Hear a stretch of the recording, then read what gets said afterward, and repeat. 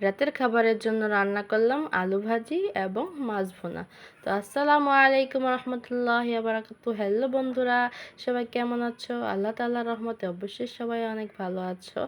তো আমি নাজিয়া মাহমুদা আজকে তোমাদের সামনে একটি নিউ ব্লগ নিয়ে চলে এলাম।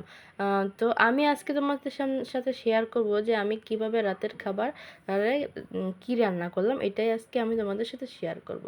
তো রাতের খাবারের জন্য আমি মাছ বের করে নিয়েছিলাম। মাছটা ধুয়ে মাছে কিছুটা লবণ, হলুদ, মরিচ দিয়ে মাছটাকে সুন্দরভাবে মাখিয়ে নিলাম। মাছটাকে মাখিয়ে নেওয়ার পর চলে গেলাম পরের স্টেপে।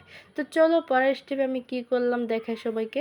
তো পরের স্টেপের জন্য আমি চুলায় প্যানটা দিয়ে দিলাম। চুলায় প্যান দিয়ে দেওয়ার পরে কিছুটা তেল ঢেলে দিলাম।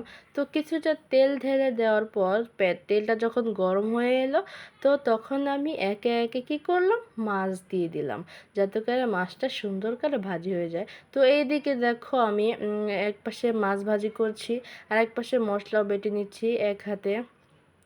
এক পাশে মাছ সুন্দর করে ভেজে নিচ্ছি, আর এক পাশে মশলা বেটে নিচ্ছি। এই দেখো মশলা বাটার ফাঁকে মাছটা এক পাশে ভাজি হয়ে গেল। মশলা বাটার ভিডিওটা আসলে করতে পারিনি, যেহেতু একা একাই ভিডিও করছিলাম, সেহেতু মশলা বাটার ভিডিওটা আমি আসলে করতে পারিনি এক হাত হওয়ার কারণে, একা থাকার কারণে। তো দেখো ফাইনালি আমার মাছের এক পাশ ভাজা হয়ে গেল। তো দেখো ভাজা হয়ে যাওয়ার পর আমি মাছটাকে সুন্দর করে উল্টিয়ে দিলাম। একে একে মাছটাকে এক উল্টিয়ে দিলাম, যাতে করে মাছটা সুন্দর করে ভাজি হয়ে যায়। দেখো বলে না যে বিপদের সময় আরও বিপদ হয়, যে এই এমন সময় চলে গিয়েছিল কারেন্ট, যেহেতু এই কারণে লাইটও এক হাতে ধরে রাখতে হচ্ছিল, এই জন্য মাঝে মাঝে অন্ধকারও দেখা দিচ্ছিল। তো ফাইনালি আমার মশলা বাটার মাঝখান দিয়ে কি মাছটা ভাজি হয়ে গেল। তো মাছটাকে আমি মাছটাকে যেই পাতিলে মানে যেই কড়াইয়ে মাছটাকে মাখিয়েছিলাম, মাছ ভাজি করার পর সেখানে উঠিয়ে রাখলাম।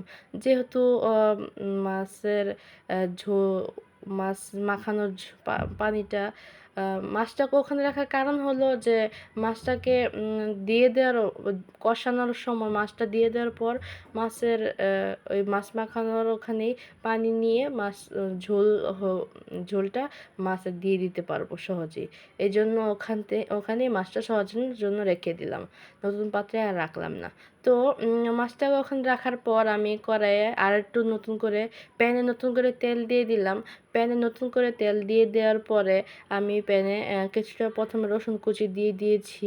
রসুন কুচি দিয়ে দেওয়ার পর যখন রসুনটা সুন্দর করে ভাজি হলো, তখন আমি আবার কিছুটা পেঁয়াজ দিয়ে দিলাম। পেঁয়াজটা যখন সুন্দর ভাজি হয়ে গেল, পেঁয়াজটা ভাজি হয়ে যাওয়ার পরে আমি সেখানে কিছু শুকনো লঙ্কা এবং কাঁচা লঙ্কা দিয়ে দিলাম, যাতে করে আলু ভাজিটা একটু টেস্টি লাগে।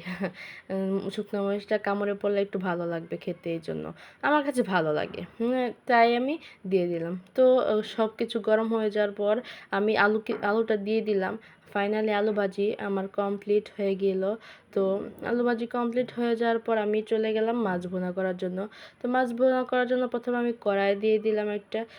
কড়াই দিয়ে দেওয়ার পর সেখানে পেঁয়াজ কুচি দিয়ে দিয়েছি, আর দিয়ে দিয়েছি সেখানে প্রথম পেঁয়াজ কুচি দিয়েছি, তারপর কিছুটা তেল দিয়ে দিয়েছি। দিয়ে দেওয়ার পর আমি দিয়ে দিলাম আমার বেটে রাখা মশলা।